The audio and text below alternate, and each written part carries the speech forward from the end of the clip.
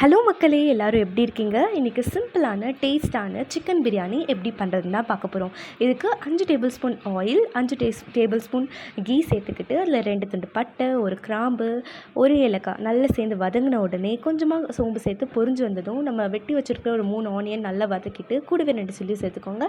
அதுக்கப்புறமா ஒரு 2 table spoon இஞ்சி பூண்டு பேஸ்ட் நல்லா பச்சை வாசனை போகிற வரைக்கும் வதக்கிட்டு நம்ம வெட்டி வச்ச ஒரு 5 தக்காளியை சேர்த்து நல்லா வதக்கிக்கோங்க. அதுக்கப்புறம் ஆச்சி பிரியாணி மசாலா நான் இன்றைக்கி யூஸ் பண்ணியிருக்கேன், அதை சேர்த்துக்கோங்க. 1 டேபிள் ஸ்பூன் காரத்தூள், 1 டீஸ்பூன் மஞ்சத்தூள், இதெல்லாம் சேர்த்து பச்சை வாசனை போகிற வரைக்கும் நல்லா வதக்கின பிறகு நம்ம கழுவி வச்சுருக்க சிக்கனை சேர்த்து 2 டேபிள் ஸ்பூன் கர்டையும் சேர்த்து நல்லா வதக்கிக்கோங்க. அது வதங்கின உடனே நம்ம அரிசி சேர்த்துக்கலாம்.